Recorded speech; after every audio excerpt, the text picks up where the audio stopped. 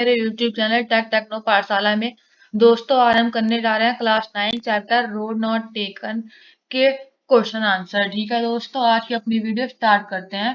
पहला क्वेश्चन है, where does the traveller find himself, what problem does he face. मतलब traveller अपने आप को, जो यात्री होता है वो अपने आप को कहाँ पाता है और उसके सामने क्या प्रॉब्लम आती है। तो आंसर है, the traveller find himself at the point where two road diverge.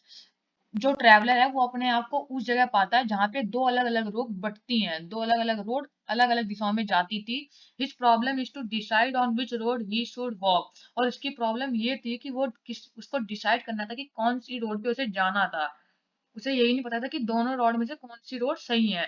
तो क्या था आंसर, कि जो ट्रैवलर है पाता है अपने आप को एक ऐसी जगह पे जहाँ से दो रोड है वो अलग अलग दिशाओं में जाती थी, और उसकी प्रॉब्लम ये थी कि डिसाइड करना था उसको उन दोनों में से किसी एक रोड को चलने के लिए। सेकंड क्वेश्चन की ओर बढ़ते हैं। Discuss what this phrase mean to you. हमें डिस्कस करना है कि जो ये फ्रेज दिए हुए हैं इसका हमारे लिए क्या मतलब है। मतलब इसका मतलब क्या है, इसका मतलब क्या है। तो पहला है ए येलो वुड। हमें डिफाइन करना है ए येलो वुड को, हमें डिफाइन करना है एक येलो वुड को। तो आंसर है forest in the autumn season. Forest in the autumn season मतलब येलो वुड का मतलब क्या होगा, जो जंगल पीले हो जाते हैं। जंगल पीले, वुड मतलब यहाँ पे लकड़ियां और जंगल मान सकते हैं। तो येलो वुड का मतलब हो गया कि पेड़, हाँ, पीले कब पड़ते हैं। पीले कब पड़ते हैं, जब ऑटम आता है।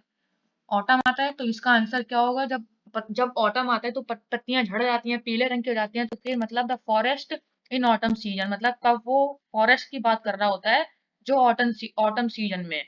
ठीक है। और it was a grassy and wanted wear, ये सेकंड पार्ट है कि ये ग्रासी और वांटेड वियर था। मतलब इसको हमें डिफाइन करना है अब। इसका मतलब है कि जो रोड थी वो ग्रासी थी, वो ग्रास से भरी हुई थी, क्योंकि इसके it was less travelled road, क्योंकि ये बहुत कम चली हुई रोड थी। It wanted people to move on it, मतलब कि जो रोड थी उसके ऊपर, जब किसी भी रोड के ऊपर जब पत्ती पड़ी होगी और उस पत्ती पर वो पत्ती कुचली हुई नहीं थी। मतलब वो पत्ती कुचली हुई नहीं थी का मतलब ये था कि वहां पे उस रोड पे जो पत्ती थी वो कुचली हुई नहीं थी। उसका मतलब ये है कि उस रोड पे कोई चला नहीं था, उस रोड पे कोई चला नहीं था। The road was grassy because it was less travel, क्योंकि वो कम चली हुई थी, उस पे लोग कम चले हुए थे। और ये चाह रही थी, और रोड चाहती थी कि लोग उस पे चले, और रोड चाह रही थी लोग कि लोग उसके ऊपर चले। तो it was grassy and wanted wear का मतलब ये है, द रोड वाज ग्रासी, वो रोड थी ग्रासी।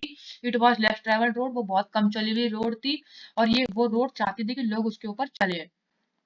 द पासिंग देयर, अब हमें क्या डिफाइन करना है, अब हमें थर्ड पॉइंट डिफाइन करना है the passing there. It implies walking on the road. Passing there मतलब वहां से गुजरना, और गुजरना का मतलब इस पोयम में आया होगा कि रोड के ऊपर चलना, रोड के ऊपर चलना। It implies walking on road. Leaves no step had trodden black, मतलब अब इसको डिफाइन करना है कि कोई भी पत्ती चलने के कारण काली नहीं पड़ी है। अब हमें इसको डिफाइन करना है। इट मीन्स, इसका मतलब होता है जो वो पत्ती है, हैड नॉट बीन क्रश्ड, वो कुचली नहीं गई है under the feet of the travellers. इसका मतलब है कि वो जो पत्ती है उसको किसी ने नहीं कुचला। और क्यों नहीं कुचला, क्योंकि उस पर कोई चला नहीं होगा, तो जो रोड पे पत्ती है वो साबुत की साबुत रह गई होगी, और वो किसी के द्वारा कुचली नहीं गई होगी। तो इसका मतलब यही है कि जो लीव्स है, नो स्टेप हैड ट्रोडन मतलब ब्लैक, किसी भी कदम ने उसको काला नहीं करा है। मतलब वो पत्तियां काली नहीं पड़ी है का मतलब इट मीन जो लीव है वो अब किसी के पैरों के द्वारा नहीं कुचली गई है। तो इसका मतलब उस रोड पे बहुत ही कम लोग चले हुए थे। अब how way leads to on to way, अब हमें ये डिफाइन करना है कि how way leads to on to way. It means, इसका मतलब है कि जो वन रोड है वो ले जाता है somewhere to the other end there is no turning point. मतलब वो रोड किसी और रोड पे ले जाता है, वो रोड कहीं और ले जा रहा था, एंड और वहां पे कोई टर्निंग पॉइंट नहीं था। यहाँ पे ये है ना, how way Leeds on to वे, मतलब इसका मतलब है एक रोड दूसरी रोड की तरफ ले जाता है। It means that one road lead somewhere to other, एक रोड कहीं और ले जाता है और वहां पे कोई भी टर्निंग पॉइंट नहीं होता है। आगे की ओर बढ़ते हैं। क्वेश्चन नंबर 3 है, is there any difference between two roads as the poet describe them. कि जैसे कि जो पोएट डिस्क्राइब करता है इन दोनों रोड्स को, तो कोई उसमें डिस्टेंस होता है। हमें फर्स्ट इन स्टैंजा को डिफाइन करना है, in the stanza 2 and there and 3 in the last two lines of the poem. तो देयर इज मतलब हमें पहले डिस्क्राइब करना है कि is there any difference between the two roads of, मतलब हमें जो स्टैंजा 2 और 3 में दोनों रोड्स में कोई डिफरेंस बताया गया है, पहले तो इसको इसका आंसर देना है।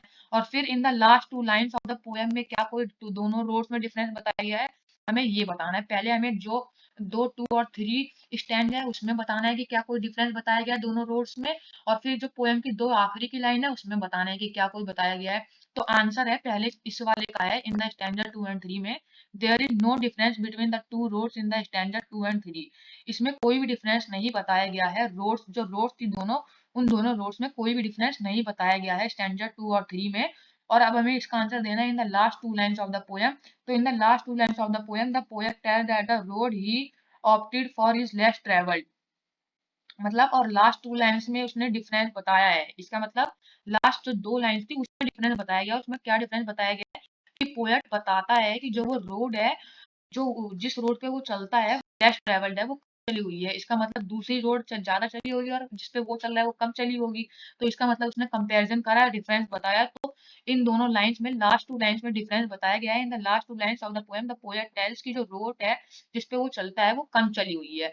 अब आखिरी क्वेश्चन इस चैप्टर का कि what do you think the last 2 lines of the poem mean, जो आखिरी की 2 लाइन्स हैं पोएम की उसका क्या मतलब है, हमें वो बताना है। The last 2 lines have the quintessence of the poem. The poem expresses his opinion that it becomes difficult for a normal human being to change his her decision. The poet intends to walk on the first. The poet intends to walk on the first road, but he could not do so because life does not offer multiple chance to choose. The decision taken may one's future or lead one to success. It makes all the differences. He now repents for not getting a chance to travel on first road। मतलब हमें बताया गया है, पूछ रहा है question में कि इन दोनों लाइंस में तुम क्या समझते हो। तो लास्ट 2 लाइंस में बताया गया है कि जो इंसान के पास 2 बार चलने का मौका नहीं होता किसी भी रोड पे, और इंसान को दोनों रोड्स में से किसी एक ही रोड को चुनना होता है, और फिर वही एक रोड उस बंदे का भविष्य तय करती है। यहाँ पे जो ये रोड है इसका मतलब ये है कि वो रोड नहीं है, वो हमारे भविष्य की, हमें क्या बनना है बड़े होके, वो हमारा वो उसको कंपैरिजन कर रहा है कि हमें क्या बनना है। हमें में से किसी एक ही ऑप्शन को चुनना पड़ेगा। ऑप्शन तो बहुत सारी होते हैं, एक ही ऑप्शन को चुनना पड़ेगा और वही हमारा भविष्य तय करती है, और वही सोचती हैं कि क्या हमें आगे बढ़ना है, सक्सेस बनना है, और इसी के कारण सारा डिफरेंस बनता है। He now depends to for not getting chance to travel. और फिर अब उसको मतलब दोबारा मौका, वो सोचता है कि मैं एक पहले चुन लेता हूँ, एक पे चल लेता हूँ, फिर बाद में दूसरे पे चलूंगा, लेकिन उसको दूसरे पे चलने का मौका नहीं मिलता। तो इसका मतलब ये है कि हम किसी भी एक को चुनेंगे तो हमें दूसरा नहीं चुनना पड़ेगा, नहीं चुन पाएंगे हम। तो ठीक है दोस्तों, इसका यही था आज की वीडियो में, बस इतना ही। अगर आपको मेरी वीडियो अच्छी लगी तो प्लीज उसको लाइक करें, शेयर करें, सब्सक्राइब करना ना भूलें।